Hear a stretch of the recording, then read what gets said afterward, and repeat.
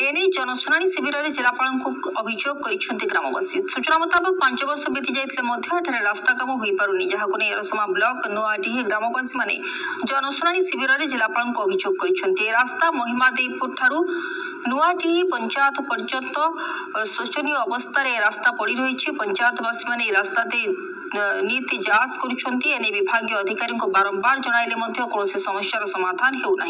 फल बाध्य होई नुआडीह ग्रामवासी माने एरसमा ब्लॉक परिसर में होउतबा जनशुणाणी शिविर में जिलापाल एक पत्र माध्यम अभियोग जणाइछंती। पर 7 दिन मध्य रास्ता काम हेबो बोली विभाग अधिकारी जिलापाल निकट में प्रतिश्रुति देइपा जणा पड़िछि। बलराम जेना आमर गाँव पंच नुआड़ी पंचायत एरसम ब्लॉक अंडर आसुचे। आम 4-5 मास आम मेन रास्ता को लेकिन समस्या को लेकिन बारंबार वीडियो पाखु आरडी जे बारंबार फॉलो कर आसीचे, जोटा एपर्यंत सक्सेस हो पारे से जिन वीडियो जहाँ आश्योरेंस देता आउे कलेक्टर को देखा करने जेहेतु से कंट्राक्ट जो आरडी कंट्राक्ट 5 वर्ष पीरियड वैलिडिटी अच्छे कंट्राक्टर साथ किसी डिस्प्यूट रही जोटा कि काम हो पारे 4 वर्ष है।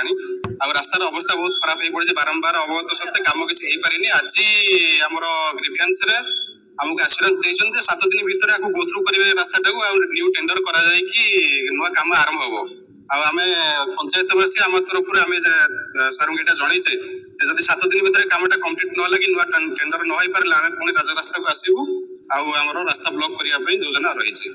आ भर आम प्रशासन को अनुरोध करुचु कि जल्दी से जल्दी ये कामटा करके आमको उपकृत करातु, कारण ये अवस्था पूरा रास्तार अवस्था जहाँ अच्छी पर्यंत लोक जावाई गोटे साइकेल चलवाई भी समर्थ ना। मो नरसिंह साहू भारतीय जनता पार्टी ओबीसी मोर्चा राज्य उपसभापति।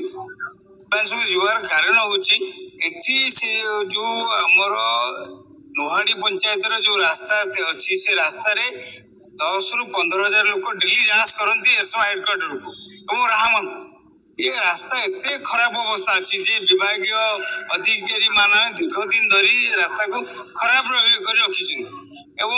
ये 24 वर्ष भीतर जहाँ न होबे आम अफसर मान को बारंबार तागिद कला आज से आमको आश्योर कर 7 डेज भितर रास्ता थ्रो करदे।